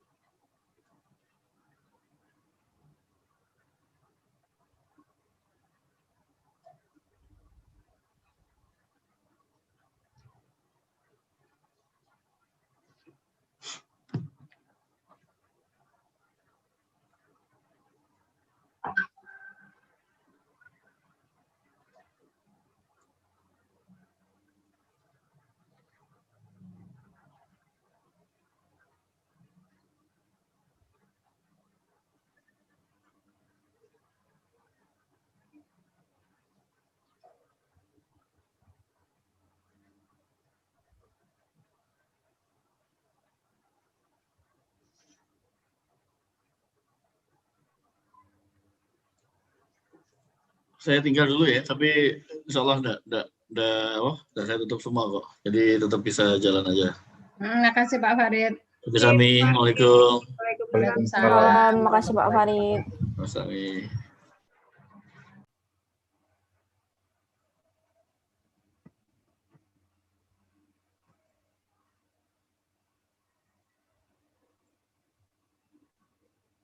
Yang Senin nanti yang MC siapa ya? Diatur ya MC-nya, di rolling. Ya, Bu.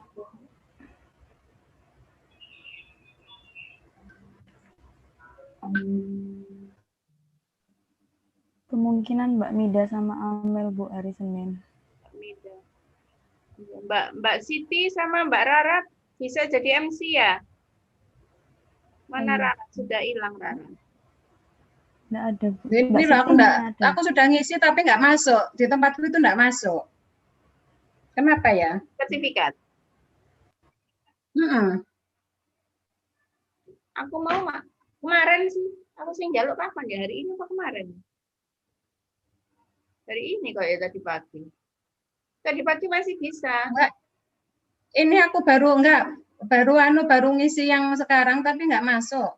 Oh, yang sekarang. Sama kayak yang kemarin itu. Coba tak cek ya. Aku kayak urus. Coba dilihat siapa yang bisa lihat ya, Pak Farid ya. Saya juga Bu belum masuk, sudah isi yang sekarang belum masuk. Kok belum masuk? Kenapa? Aku sudah ngisi tuh. Sudah ada jawabannya. Coba tak isi lagi ya.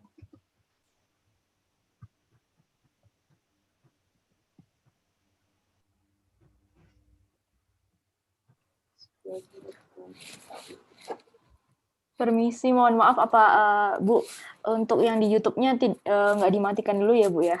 Dimatikan aja, nggak apa-apa. Hostnya bisa, Dani bisa lah Dan? Ahmed hostnya sekarang. Ahmed bisa, Ahmed?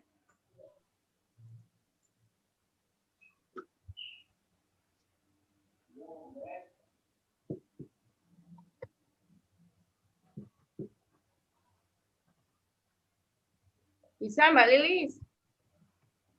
Ya aku bisa. Saya nggak ngerti mas jarane gorong mlebu jarane iku. Padahal Mungkin Mbak Lilis sama di refresh. Saya di refresh. Sudah tak refresh tadi.